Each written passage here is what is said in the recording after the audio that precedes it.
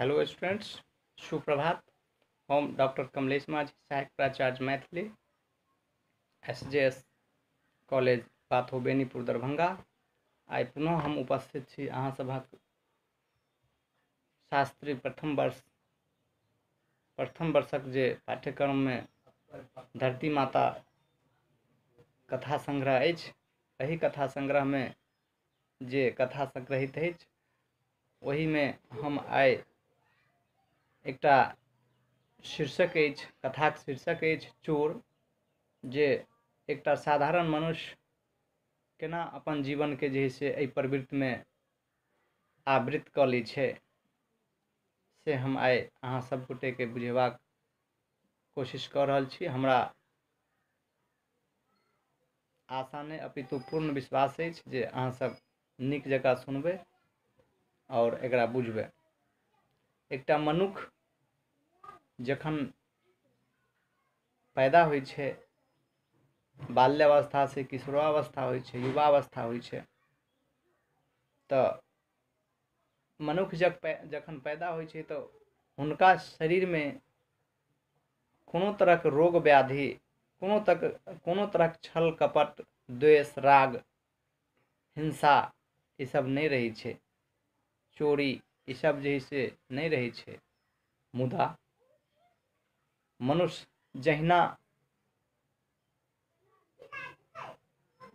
बढ़ै छै, मनुष्य के जीवन जहिना बढ़ै छै और ओई बढ़ैत जीवन के जही चीजक आवश्यकता होइ छै ओई आवश्यकता अनुसार हुनका नहीं भेटै छै, हुनक आवश्यकता के पूर्ति नहीं होइ छै, तखन एकटा वैकल्पिक जे है से ओ साधन जे आइ जे शीर्षक चोर छै, एही विकल्प के चुनि कऽ अपन जीवन के जे है से ओ नाश कऽ लै छै। आइ हम अपने सबके यही चोर शीर्षक कथा में देखबै छी जे एकटा सज्जन मेधावी छात्र शोभाकांत नाम रहै छै। हुनक जे मनोदशा छै, एहि शीर्षक में हुनका चोरक संज्ञा देल गेल छै। ओ चोरक जे है से अभिनय करै छथिन। ओ सज्जन मेधावी रहै छथिन जे बहुत ही निर्धन, आर्थिक विपन्न, आर्थिक तंगी से गुजरैत छथिन और यही सब लऽ कऽ ओ यही सब कारण से ओ परिस्थितिवश चोरी करबाक चेष्टा करैत अछि।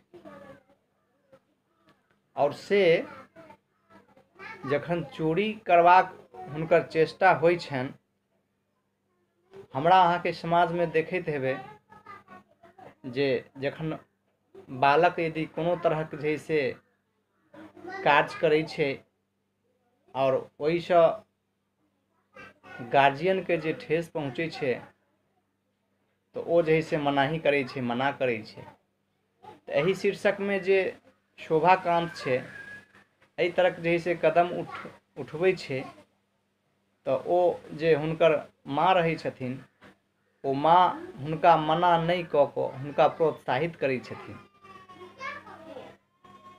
प्रोत्साहन दै छथिन, प्रोत्साहन भेटै छै। मुदा फेर ओ सोचैत अछि जे काल्हि से ओकरा लोक की कहतै। नहि, आइ मान लिअ ठीक छै, आइ नहीं काल्हि ओ जे काज करै छथिन ओहिमे कहीं न कहीं ओ जे से धरा जेथिन, पकड़ा जेथिन जे फल्लाँ आदमी, फल्लाँ शोभाकांत फल्लाँ आदमी के जे से फल्लाँ चीज जे से चोरा लेलखिन, अर्थात हुनका चोरक संज्ञा, चोर जे से समाज में लोक कहतै। अहूसँ जे से ओ आतंकित रहै छथिन, भयभीत रहै छथिन जे हमरा बालक के, हमरा बेटा के लोक चोर कहतकै। कारण जे आइ नहीं काल्हि ओ पकड़ा जेबे करत। जे किछु प्रतिष्ठा प्रशंसा प्राप्त केने छल सब समाप्त भ जायत नहीं। समाज में जे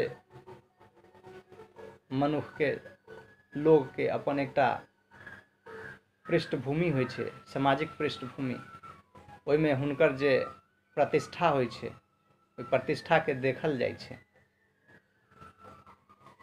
और मान लिअ ओ जे है से एहि तरहक काज करथिन तऽ हुनकर प्रतिष्ठा के की हेतै। तऽ ई सब सोचि कऽ जे है से ओ थोड़े जे है से आतंकित रहै छथिन।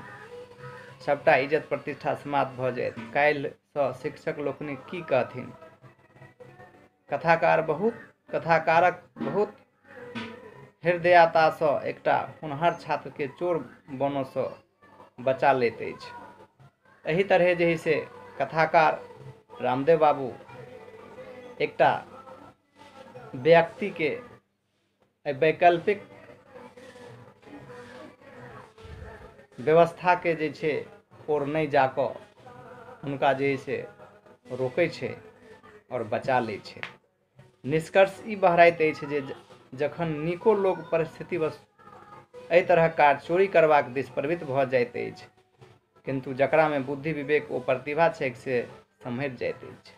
तैँ हम कहब अखन जे छै अर्थवादी युग में युवा लोकनि संभलि के चलू।